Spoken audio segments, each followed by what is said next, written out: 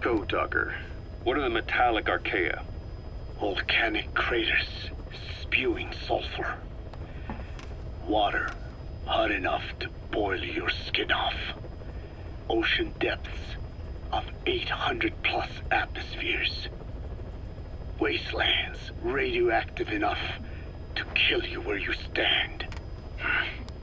There are groups of organisms that survive despite. No. Because of living in such environments. I've heard about them. Extremo... something. Extremophiles. By selecting certain species, then subculturing and repeatedly modifying them, I created a metallic offspring of pure Archaea. They subsist on metals rather than organic matter. And some of them even consume uranium? Yes.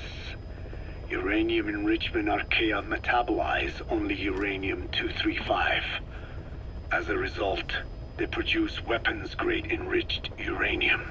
How is that possible? Consider how plants fractionate carbon isotopes when they conduct photosynthesis. Nature possesses abilities beyond our imagination. So it was Archaea that brought down your chopper? Corrosive Archaea, yes. They oxidize metals, feeding off the energy in the electrons they receive. What became of the wreckage? We had the R&D team retrieve samples for study in airtight plastic containers, of course. Prudent. We shall extract Archaea from it in good time. They should help you fight back against Blagana. Any chance we could start now? It doesn't have to be a lot. I might just have another use for them. If it's only a small amount you need. That's fine. I'll get the R&D team to assist. Let's go. South Africa was previously suspected of developing nuclear weapons.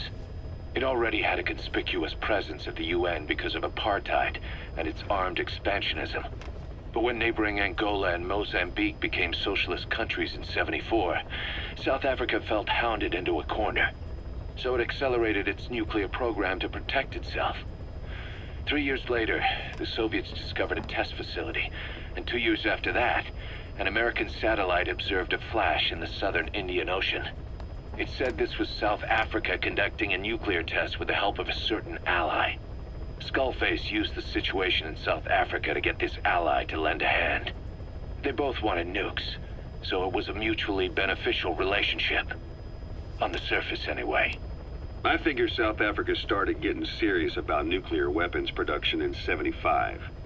In '74, the government was still able to get by with bluffing that it had a nuclear arsenal. But the year after, word spread that an independent armed group in the Caribbean was crushed by Cypher for possessing a WMD. That's right, boss. What happened to you and your men was the reason South Africa decided to push ahead with nuclear development. A force independent of any country getting its hands on a nuke. That was a threat to the existence of countries everywhere. It wasn't just South Africa. Your presence pushed a lot of countries to get nukes. The world was scared of you. You were a threat to more than just the Cold War. If nations are gears in a machine, you had the power to smash them loose and watch the whole world grind to a halt.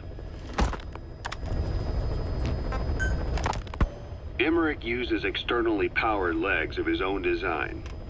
It's bionics technology, a product of the U.S. military's failed attempt to develop a powered exoskeleton.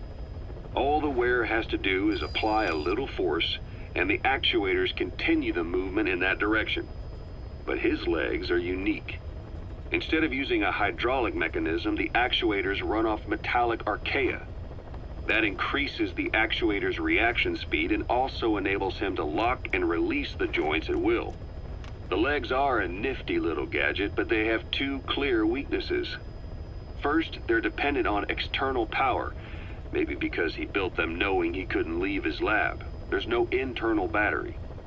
That's why they won't work if they aren't plugged in. Second, and this is more than just a weakness, The legs are directly connected to his bones. Could be to minimize signal loss and the orders output to the legs and the drive response from them. Either way, Emmerich has used bolts to attach load-bearing parts directly to his femurs, probably by mimicking surgical treatment for compound fractures and the like. But the end result is those legs and his body are fused together, and that appears to be how he's able to move them so precisely. But that also means that any shock to the legs would be delivered right to his bones by way of those bolts. The same is true if he encounters the corrosive metallic Archaea. If the corrosive Archaea ate into the exposed bolts, they'd reach the endoskeleton parts and eat through them too in the blink of an eye. The doctor's bones are full of holes to accommodate all the bolts. They're like sponges. If he were to lose the reinforcing parts, even the tiniest bit of force or weight would snap his bones. So when I dangled those corrosive metallic Archaea in front of him, he realized straight away what would happen. Life wouldn't be worth living if he lost those legs of his. I'd bet that is what the doctor fears the most. I just helped him imagine what it would be like. Thanks to that, I got the information we needed without either of us getting hurt. You know how he is. He's probably already over the shock. The better you know your adversary, the easier it is for you to get information from them. And vice versa.